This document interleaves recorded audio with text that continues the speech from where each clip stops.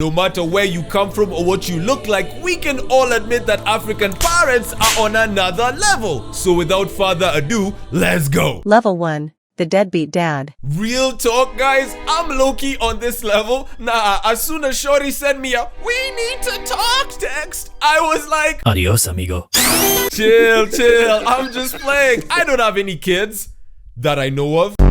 But the craziest thing about these waste men is how little guilt they feel. Fam, I'll feel guilty for weeks just because I made eye contact with a homeless man and still didn't give him money. But these bums will abandon a child, an innocent child, and still sleep like...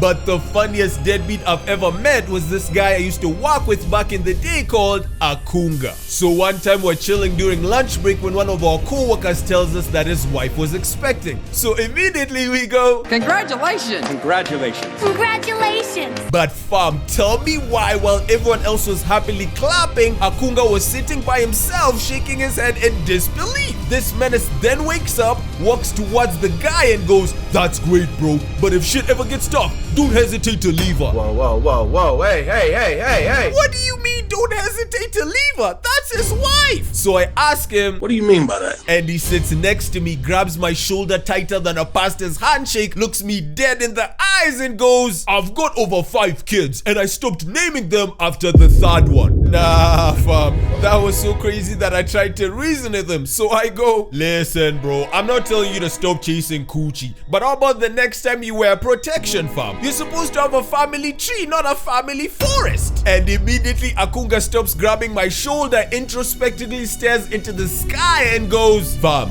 let's say you really love this burger, yeah, but it's really expensive. So you work for 3 months and finally save up enough money to buy the burger. Would you eat the burger with a wrapper on it?" Exactly.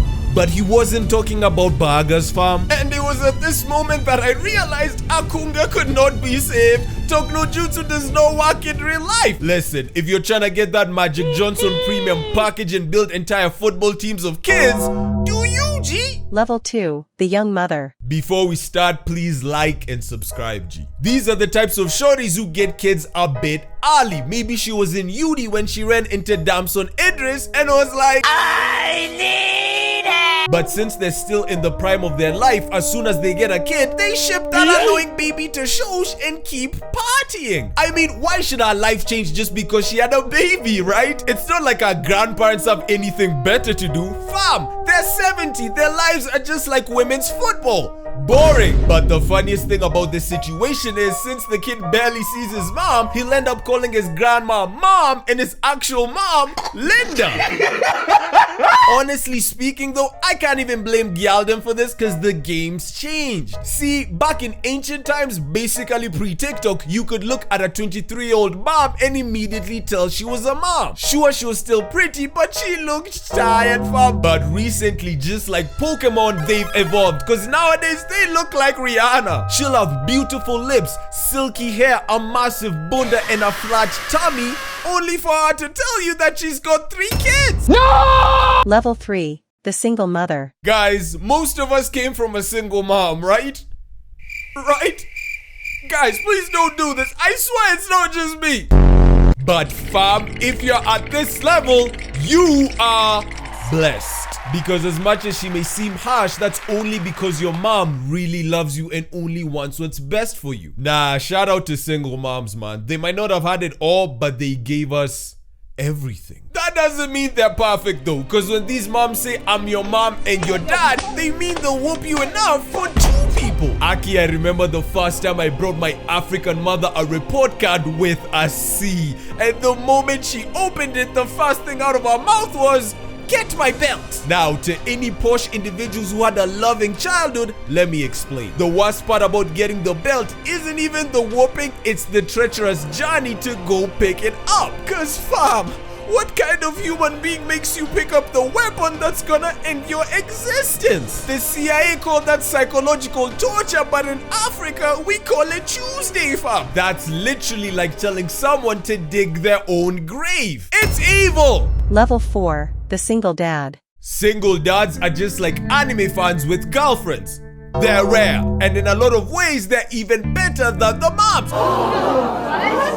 You need to leave. Whoa, hear me out, G. Would you rather get wolf in your fiction from mommy or get a PS5, fam? Cause 9 times out of 10, the single dad just has more money. That's why the kids chose him. What? You think they chose him for his personality? Hell no. Now, will you still get whooped? Yes. Will he call you a sissy for not getting your crush's number? Yes. Will he still lecture you about life while in his underwear?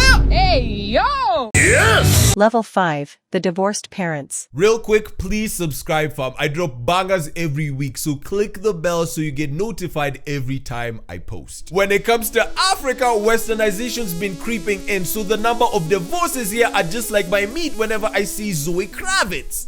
It's been rising, but as bad as it is here, it's not nearly as bad as in the States, fam, because in the US, divorce is a business. They've even got shorties who became billionaires not through their own blood, sweat, and tears, but through divorce, fam. Like Melinda Gates. She didn't even help set up the company. Big man Gates was running it for 12 years before he even met her. But somehow she gets half his money? That's not fair. That's not fair. The beautiful thing about Africa though is since divorce isn't popular here, when parents split up, they'll rarely go to court. Now, if you're at this level, your parents probably sat you down one day and told you that they're splitting up, but insisted that they still love you and how this isn't your fault. But fam, I've got news for you. It is 100% your fault. Nah. Think about it. They were perfectly fine for the past 3 years, but as soon as you came along, all of a sudden problems arose.